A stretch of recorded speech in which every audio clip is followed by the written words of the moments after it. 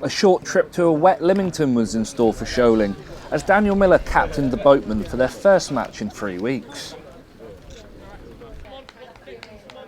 Sholing got the match underway, kicking from left to right.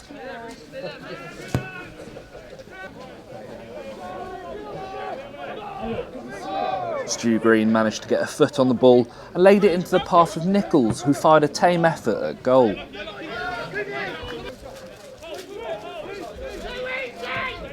This flick from Dan Mason gave Green a chance to run forward, and he was able to cut the ball back to Dan to score within 3 minutes of the kick-off.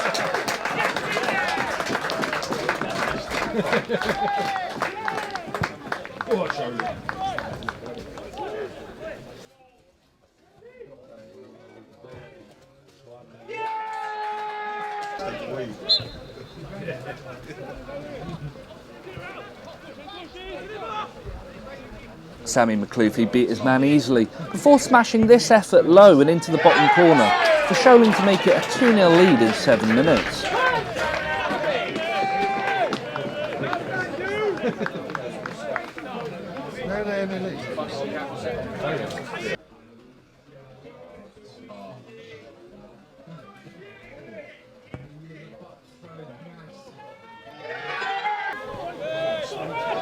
Brad Target's storming run allowed Nichols to find some space, and the midfielder showed a great first touch before knocking the ball into the path of Dan Mason, who blazed over.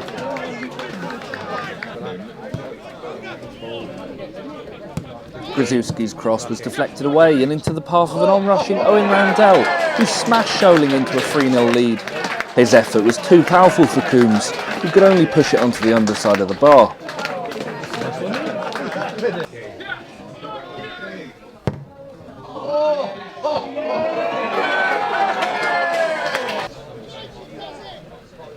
McLean's free kick found Mason with ease, as he brought the ball down before his effort was deflected for a corner.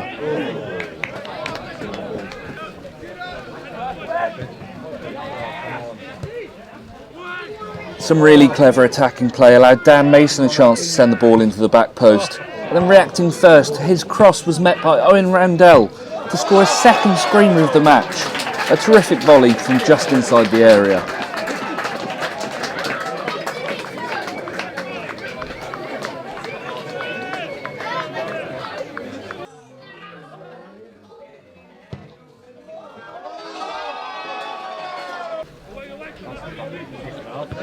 Stu Green showed some great pace to get onto this overhit ball before spinning one defender and finding Brad Target, who bided his time before lashing this effort and was flicked over the crossbar by Coombs.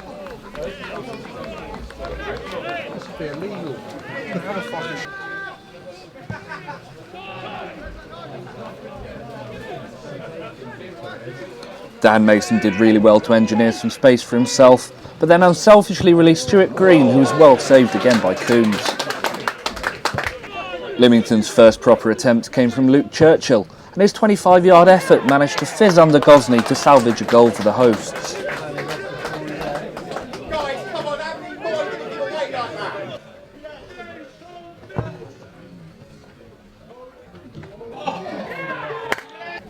The goal sparked a bit of life into Lymington, as this corner was almost turned in by Reece Taylor, but he poked his chance agonisingly wide.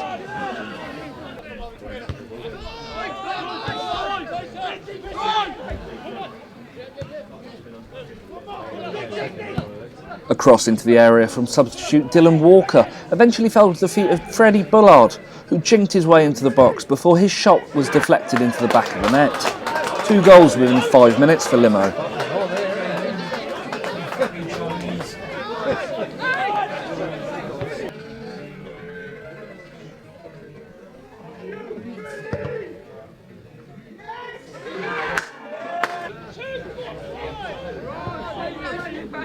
This cross from Grzycki was nodded into the path of Makhloufi, who took a touch before cutting outside and smashing the ball into the frame of the goal.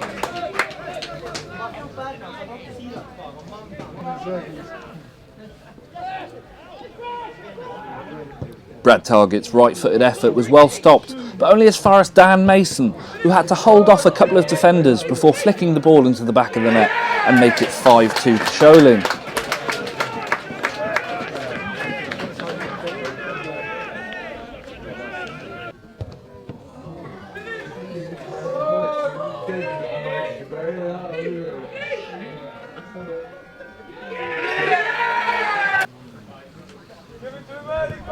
The surface really started to get boggy at this stage, and this proved when Gosney's touch allowed Brooks to nip in, but he couldn't keep the ball in play.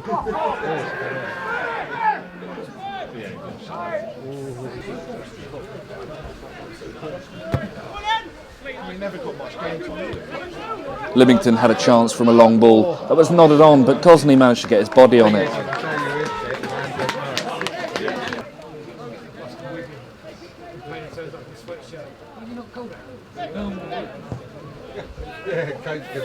A chance out of nothing for Limo, as Brett Williams got on the end of this long pass. The experienced striker took his time before lashing this effort way over the bar.